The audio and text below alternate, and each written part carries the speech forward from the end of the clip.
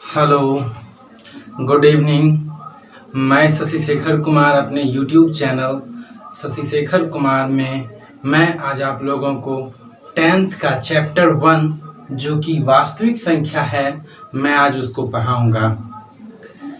तो चलिए आइए स्टार्ट करते हैं। 10th का जो पहला चैप्टर है वो वास्तविक संख्या है और उसमें जो हमारा बेसिक तो हम लोग का खत्म हो चुका है। बेसिक खत्म होने के बाद अब हम लोग पहले चैप्टर की ओर बढ़े हैं। तो यूक्लिड विभाजन प्रमेय का सबसे महत्वपूर्ण चीज है इसमें। यूक्लिड विभाजन प्रमेय का क्या बोलता है? दो धनात्मक पूर्णांक a और b दिए रहने पर अन्य दो धनात्मक पूर्णांक q तथा r ज्ञात किए जा सकते हैं कि a में b से भाग देने पर भागफल q तथा शेष r हो, जहां r का ये कंडीशन दिया हुआ है r ग्रेटर हो या इक्वल हो 0 के, लेस हो b से। r ग्रेटर देन और equal to 0, less than b। मतलब r मतलब ये रिमाइंडर जो है r, शेषफल ये जो r है ये 0 से बड़ा हो या उसके बराबर हो लेकिन b से छोटा हो। चलिए आइए इसको हम लोग समझते हैं। दो धनात्मक पूर्णांक, कोई भी धनात्मक मतलब पॉजिटिव, -5 नहीं, पॉजिटिव में हम लोग को ध्यान रखना है, पॉजिटिव में। तो चलिए एक चीज सबसे इंपॉर्टेंट नोटिस, मैं ऑफलाइन क्लासेस अपने भागलपुर ब्रांच पे लेता हूं और यदि कोई विद्यार्थी ऑफलाइन पढ़ना चाहे तो मेरा कॉन्टैक्ट नंबर है 8252156754 और मैं आज ये अपना 5वां वीडियो अपलोड कर रहा हूँ। इससे पहले मैंने बेसिक किया है और आज से चैप्टर स्टार्ट कर रहा हूँ। तो मेरी सारी वीडियो आप लोगों को प्लेलिस्ट में मिल जाएगी। आप लोग चैनल को सब्सक्राइब कर लें, शेयर करें, वीडियो हेल्पफुल लगे तो लाइक करें।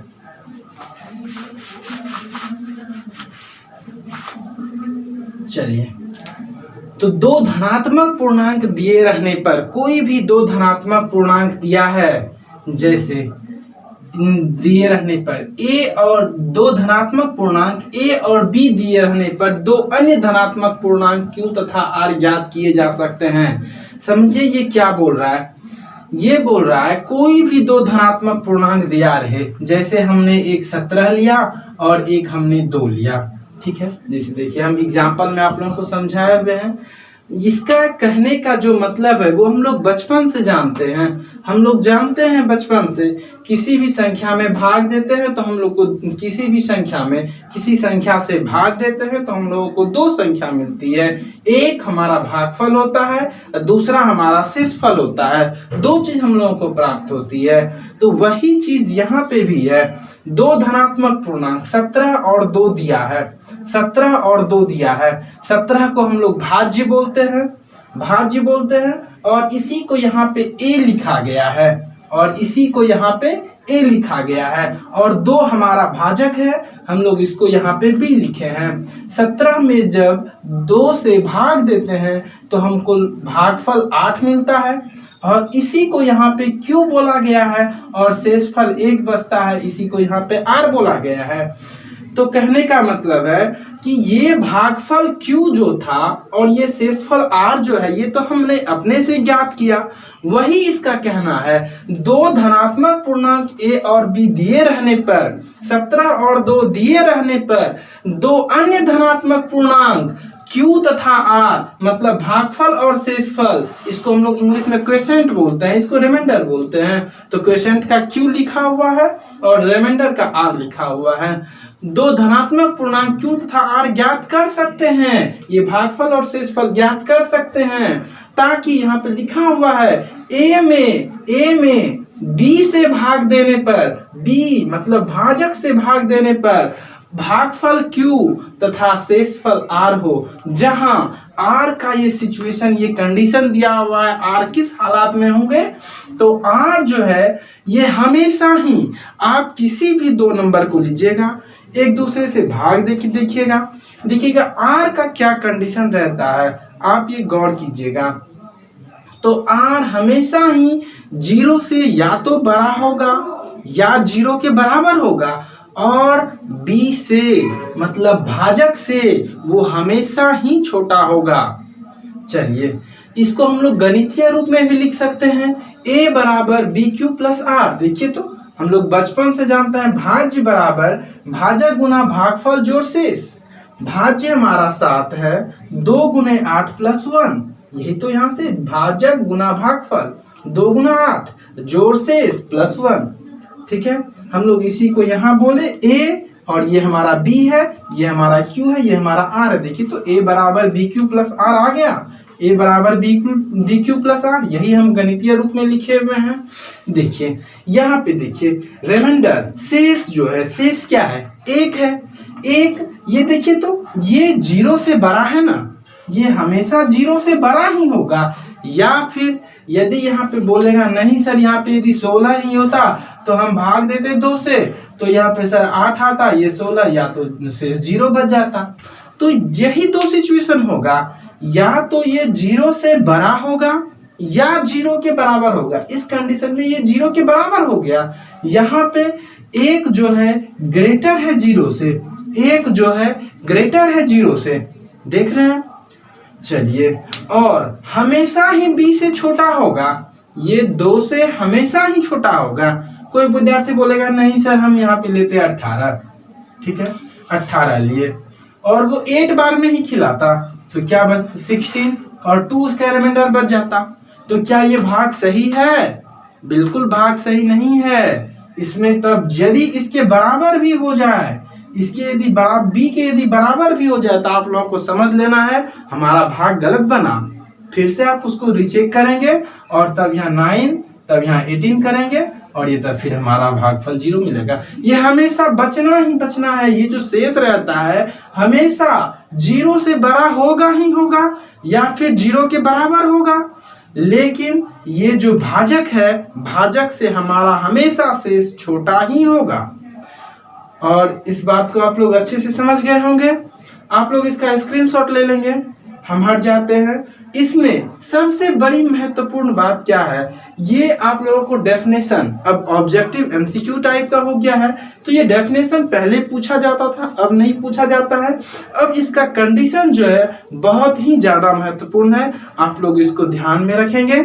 हम हट जाता है, स्क्रीनशॉट ले लें। चलिए आइए तो देखते हैं यूक्लिड विभाजन प्रमेयिका के चरणबद्ध तरीके को यूक्लिड विभाजन एल्गोरिथ्म कहते हैं। हम लोगों के बुक में यूक्लिड विभाजन प्रमेयिका पे कहीं नहीं सवाल है। सवाल किस पे है? यूक्लिड विभाजन एल्गोरिथ्म। यूक्लिड विभाजन एल्गोरिथ्म क्या होता है?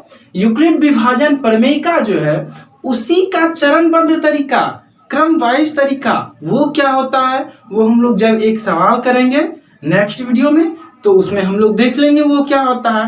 बस इतना ही, वो कुछ विशेष बात नहीं है, बस इतना ध्यान रखना है।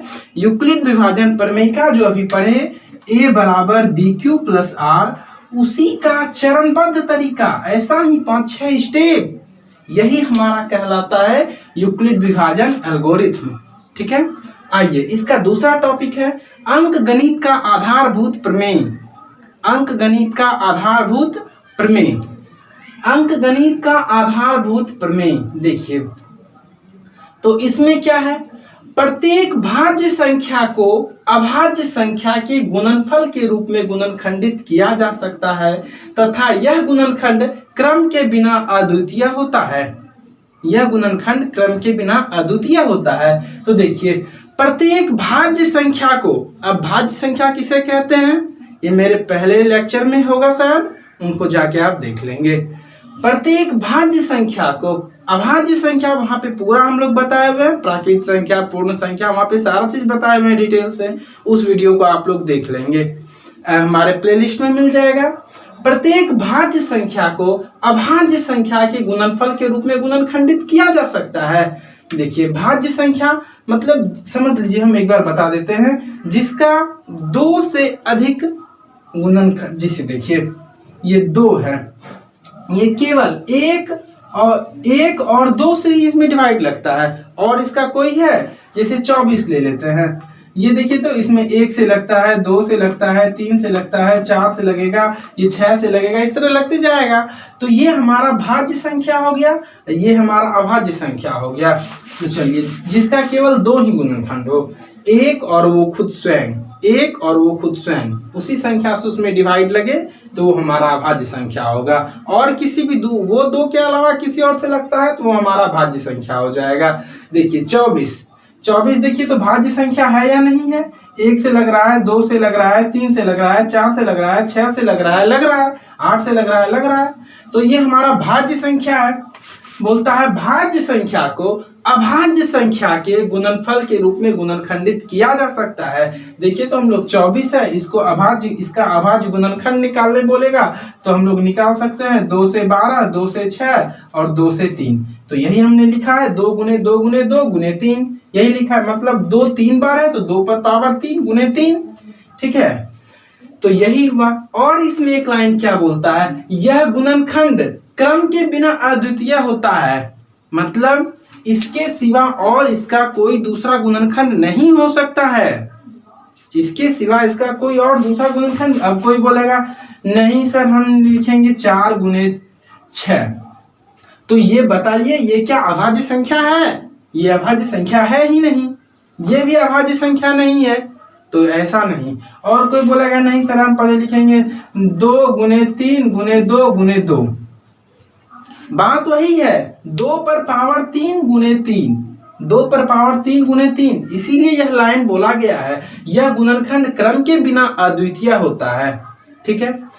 तो इसमें एक चीज और देखिए, थोड़ा सा ये आगे का बात है, नेक्स्ट स्टेप हम लोग इसको थोड़ा सा देखते हैं। हम लोगों को 576 का गुणनखंड निकालने बोले तो हम लोग पहले क्या करेंगे, अब 576 बोलेगा इसका अभाज्य गुणनखंड निकालिए।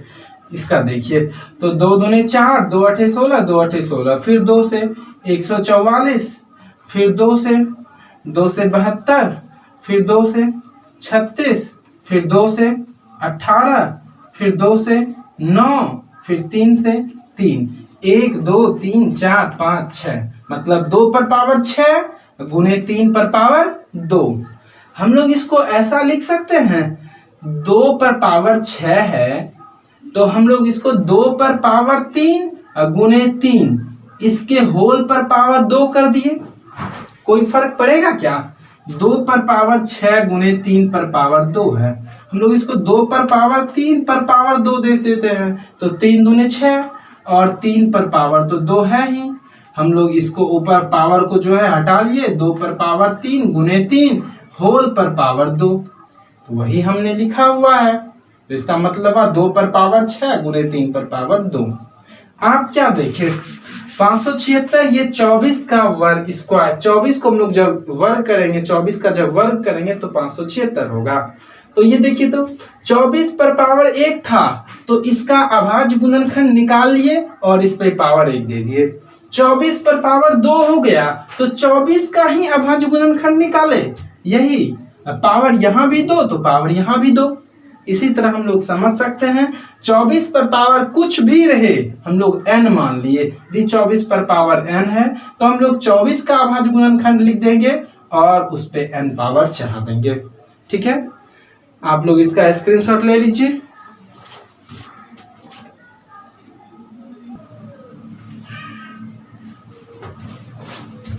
चलिए तो देखिए हम इसी पे एक नोट्स लिखे हुए हैं।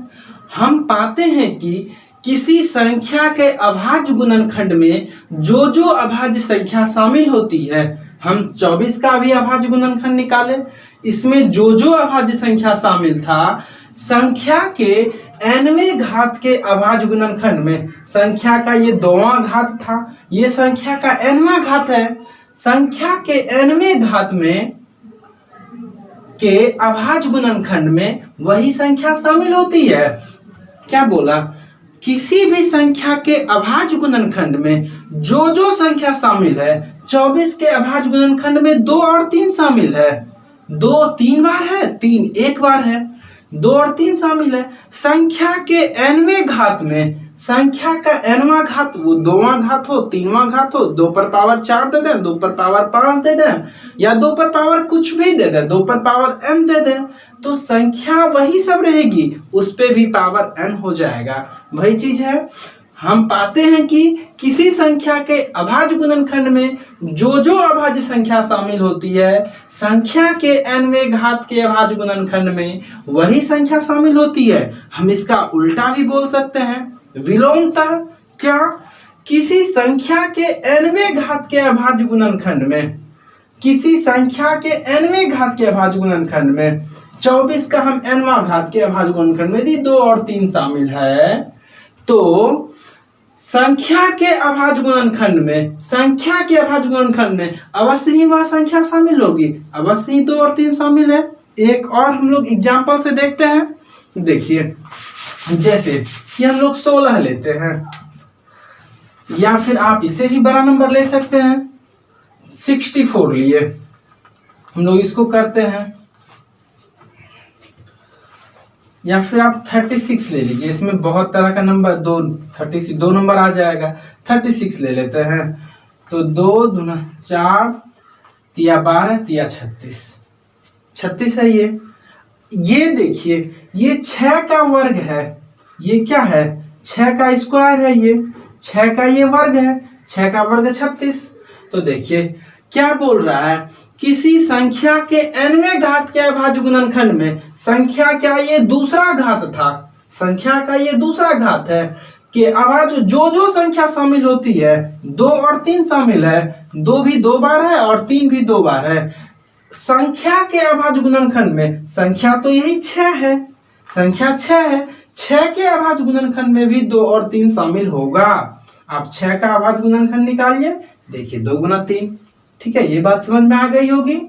किसी संख्या के nवें घात के अभाज्य गुणनखंड में, ये संख्या का 2वां घात था, संख्या का आप तीसरा भी घात कर सकते हैं, कोई फर्क नहीं पड़ता है, संख्या का nवां घात आप करके घर में देखेंगे और हमको बताएंगे कमेंट में कि ये ऐसा होता है या नहीं। संख्या का आप कोई सा भी घात ले लेंगे और देखेंगे संख्या के nवें घात के अभाज्य गुणनखंड में जो जो संख्या होगी, संख्या के भी अभाज्य गुणनखंड में वो सब संख्या हो।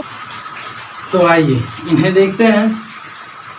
हम पाते हैं कि किसी संख्या के अभाज्य गुणनखंड में जो जो अभाज्य संख्या शामिल होती है, संख्या उस अभाज्य संख्या से विभाज्य होती है। समझिए, कोई भी संख्या है, कोई भी भाज्य संख्या है, उसका जब हम लोग अभाज्य गुणनखंड निकालेंगे, उसमें जो भी संख्या आएगा, ये 30 है, इसके अभाज्य गुणनखंड में जो भी संख्या आया, 2 आया, 3 आया, 5 आया, इन सारे से ये विभाज्य होगा, इन सारे से ये विभाज्य होगा। इनका कहना यही है, किसी संख्या के अभाज्य गुणनखंड में जो जो अभाज्य संख्या शामिल होती है, संख्या मतलब 30, उस अभाज्य संख्या से विभाज्य होती है। वो जो अभाज्य संख्या है, ये सब इससे 30 विभाज्य है, 2 से 15 बार में, 3 से 10 बार में, 5 से 6 बार में, ठीक है। आगे क्या बोलता है, कोई संख्या जिन जिन अभाज्य संख्या से विभाज्य होती है, कोई संख्या, कोई भी संख्या है, जिन जिन अभाज्य संख्या से विभाज्य होगा, वह उसके अभाज्य गुणनखंड में होगा। जैसे कि 30 हम लेते हैं, ठीक है, इसका हम 42 लेते हैं, 42 लिए, 30 तो समझा चुके हैं, 42 लिए, 42 के अभाज्य गुणनखंड में क्या क्या शामिल है, 2 शामिल है, 3 शामिल है, 7 शामिल है। कोई बोलेगा सर 6 भी शामिल है, 6 से 42 होता है, लेकिन 6 हमारा क्या अभाज्य संख्या है, 6 हमारा अभाज्य संख्या नहीं है, 6 हमारा भाज्य, इसलिए इसको हटा देंगे।